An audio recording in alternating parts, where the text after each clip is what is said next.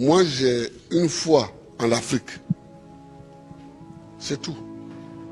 Et je fais ce qui me semble bon pour l'Afrique. C'est ça que je fais. Le reste, c'est pas important. Celui qui veut être riche, il ne faut pas qu'il vienne faire la politique. Si quelqu'un fait la politique et qu'il devient riche, c'est qu'il est voleur. La politique n'est pas là pour enrichir les gens.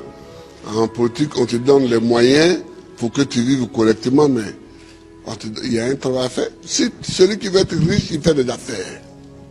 Il ne devient pas professeur, il ne devient pas journaliste, il ne devient pas caméraman, il ne devient pas homme politique.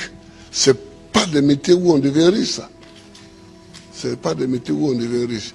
Ça, c'est la première leçon que je voulais tirer. La deuxième leçon, c'est que tu peux partir de zéro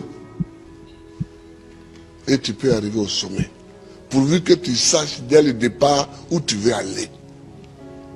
Et que tu prennes les moyens pour arriver où tu veux arriver. Je me rappelle toujours d'une discussion que j'avais avec mes amis au lycée classique. On était un certain nombre qui voulions devenir président. Chacun dit va devenir président. Et il y en a un qui m'a dit, moi je vais d'abord faire les affaires, parce que sans argent on ne peut pas faire la politique, on ne peut pas devenir président. Et je lui ai dit, moi, c'est parce que je ne vais pas faire les affaires, que je vais être pauvre, que je vais avoir les mains propres et que je vais devenir président. Aujourd'hui, mon ami, il a eu beaucoup d'argent, effectivement. Il a beaucoup d'argent, mais il n'est jamais devenu président. Il n'a jamais même été candidat. Voilà, il n'a jamais été candidat. C'est-à-dire qu'il faut savoir ce que tu veux longtemps à l'avance. C'est-à-dire qu'il ne faut pas découvrir les situations de façon opportuniste. Il faut savoir ce que tu veux être, ce que tu veux faire. Et tu te traces ta ligne de conduite. Donc tout ce que tu fais dans la vie, moi j'ai fait histoire pour devenir président. Sinon, la bourse qu'on m'a donnée pour aller en France, c'était pour faire professeur de latin et grec. Quand j'ai commencé vraiment à militer, je me suis rendu compte qu'il me manquait l'histoire de l'Afrique pour poursuivre ma route. J'ai changé. J'ai changé. Et j'ai fait histoire parce que c'est ça qui me manquait pour connaître d'où on vient et où on peut aller en connaissant d'où on vient. Je vois des gens qui découvrent qu'il y a un fauteuil à côté, ils peuvent s'asseoir dessus. On ne s'assoit pas dessus comme ça.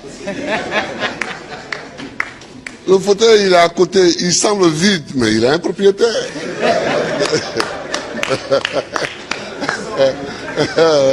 Il a un propriétaire. C'est quand tu veux t'asseoir dessus que tu te rends compte qu'il a un propriétaire. Et le propriétaire, il faut savoir que le propriétaire du fauteuil présidentiel, c'est le peuple. Il faut toujours savoir ça, que c'est le peuple. Tu as beau être ce que tu es, si tu ne sais pas que c'est le peuple, et que tu ne te conduis pas en conséquence, tu ne peux pas t'asseoir dessus. C'est tout ça que moi j'ai envie que les Africains sachent. Et puis, il faut aimer son pays, il faut aimer l'Afrique. L'Afrique est une terre qui a subi tellement d'épreuves. Je ne sais pas si dans le monde, il y en a qui ont subi autant d'épreuves que nous. Les Juifs aussi ont subi beaucoup d'épreuves. Mais nous, les Noirs africains, tout le monde s'est assis sur nous. Esclaves. Esclaves de maison. Esclaves de la traite négrière. Colonisés. Torturés culturellement. Parlant les langues des autres. Tout ça. Décolonisés.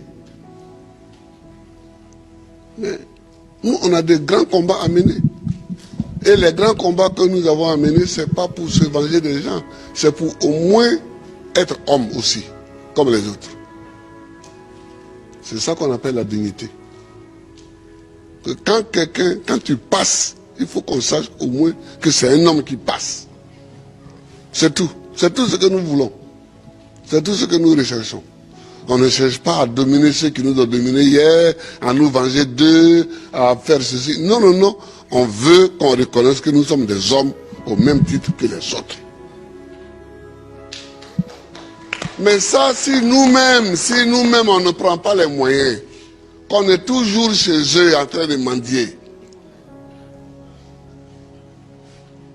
et que les gens même, tu vas mettre l'argent chez eux en achetant les bâtiments, et puis eux-mêmes, ils te dénoncent. Que voilà un voleur. Comment? Je vous amène l'argent, vous me dénoncez. Mais je vous amènerai rien.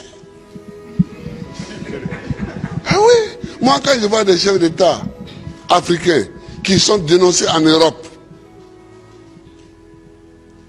parce qu'ils ont investi en Europe, ça me fait pitié pour l'Afrique. Ça me fait pitié pour l'Afrique. Ça me fait pitié pour l'Afrique. Oh, il ne faut pas faire pitié.